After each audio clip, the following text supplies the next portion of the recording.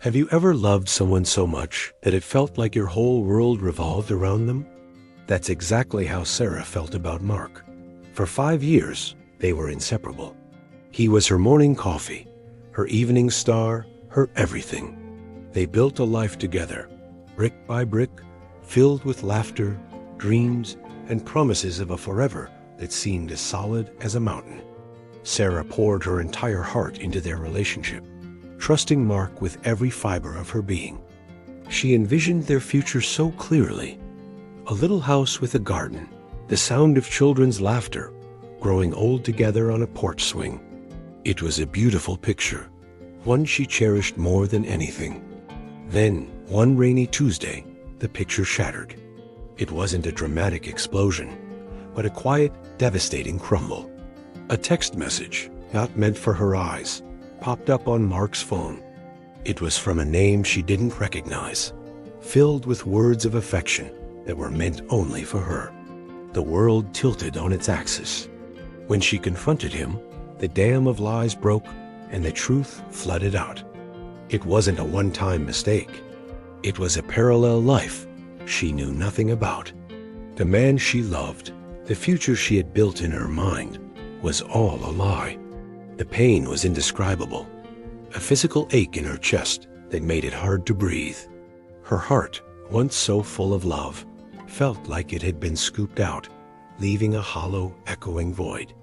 In the depths of her despair, Sarah found herself on her knees, tears streaming down her face, her voice choked with sobs. She prayed a desperate, raw prayer. "Jesus," she cried out, "please just take it away. Take this love away. I can't bear it anymore. Erase him from my heart. I don't want to feel this pain. I don't want to love him ever again." She begged and pleaded, believing that if God could just remove this suffocating love, the agony would finally end. She thought this was the rock bottom, the deepest pit of her suffering. But she was wrong. In her plea for an ending, she had unknowingly opened the door to a new and far more challenging beginning. The real test wasn't about surviving the betrayal, but about what came after her prayer was answered. The next morning, Sarah woke up, and for the first time in weeks, she didn't immediately reach for her phone, hoping for a message from Mark. She felt nothing. The gnawing ache in her chest was gone. When she thought of his face, there was no surge of love, no pang of loss. It was like looking at a stranger. A wave of relief washed over her. "It worked," she whispered, a small, fragile smile touching her lips. "He did it. I'm free." For the first few days, this newfound emptiness felt like liberation. She could walk past their favorite coffee shop without her heart clenching. She could hear their song on the radio and not break down in tears. It was a strange, sterile peace, but it was peace nonetheless.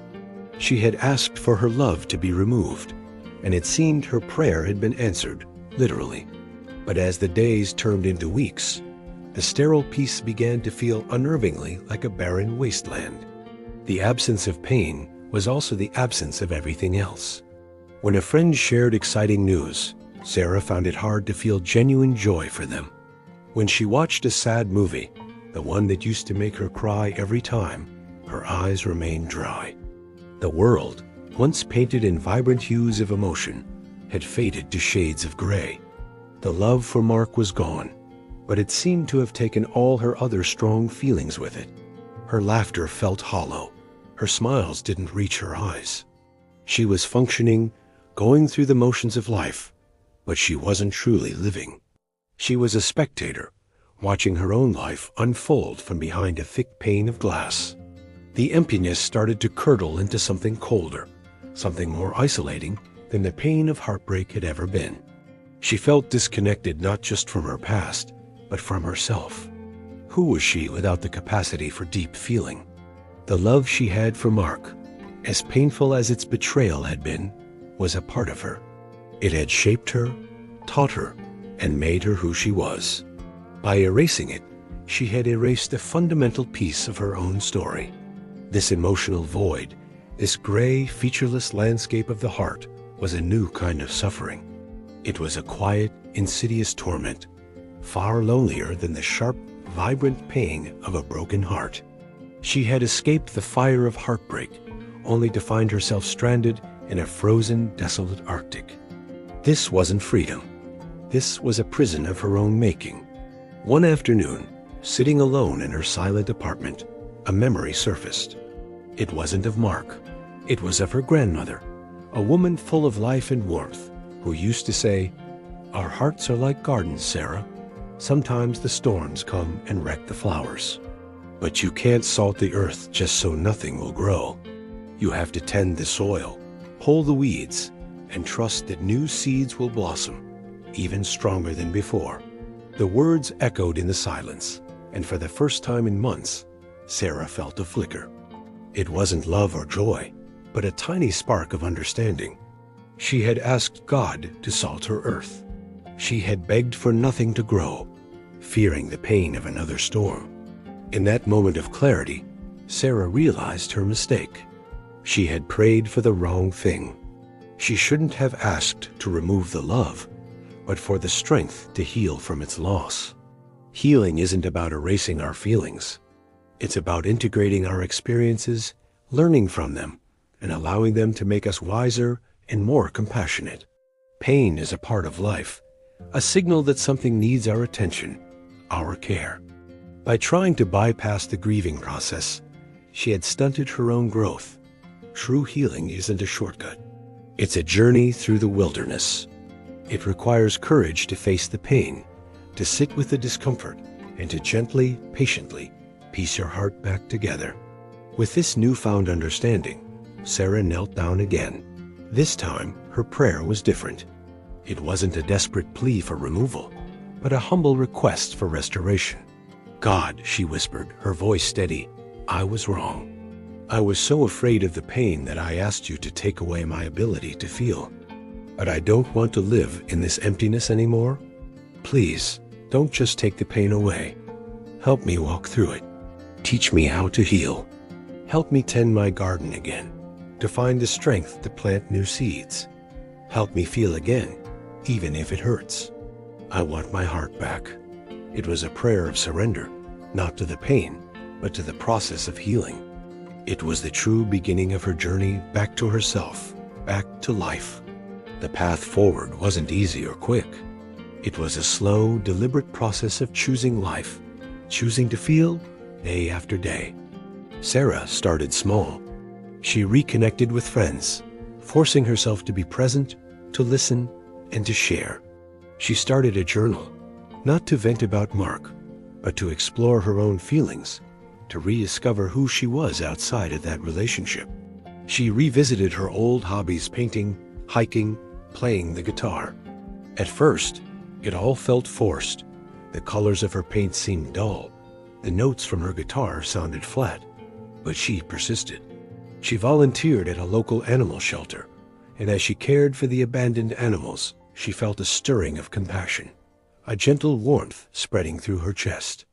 It was the first bloom in her neglected garden. Slowly, painstakingly, the colors started to seep back into her world. She found joy in the warmth of the sun on her skin, in the taste of a perfectly ripe strawberry, in the genuine laughter of a friend. She learned that her heart, which she thought was broken beyond repair, was actually incredibly resilient. The cracks didn't disappear, but they became part of her story, scars that testified to her survival, to her strength. She realized that the deep love she had felt for Mark wasn't a mistake. It was a testament to her capacity to love deeply. And that capacity was a gift, not a curse. The betrayal had hurt, but the love itself was beautiful. Her prayer was being answered, not by erasing her past, but by transforming her pain into wisdom and her emptiness into a newfound appreciation for the entire spectrum of human emotion. She was learning to embrace both the sunshine and the rain, trusting that both were needed for her garden to grow. Sarah's story reminds us that when we face heartbreak, it's natural to want the pain to just disappear. But healing doesn't come from emotional amputation. It comes from courageous compassion toward ourselves. If you're going through a tough time, Remember that it's okay to feel hurt, to grieve, to be angry. Your feelings are valid. Instead of praying for the pain to be taken away, maybe we can ask for the strength to endure it, the wisdom to learn from it, and the patience to allow ourselves time to heal. Your heart is not a liability. It's your greatest source of strength and connection. Tend to it, protect it, and trust in its incredible power to mend. Thank you so much for watching. If this story resonated with you, please give it a thumbs up and consider subscribing to our channel for more content like this. We'd love to hear your thoughts in the comments below. Take care of yourselves, and we'll see you in the next video.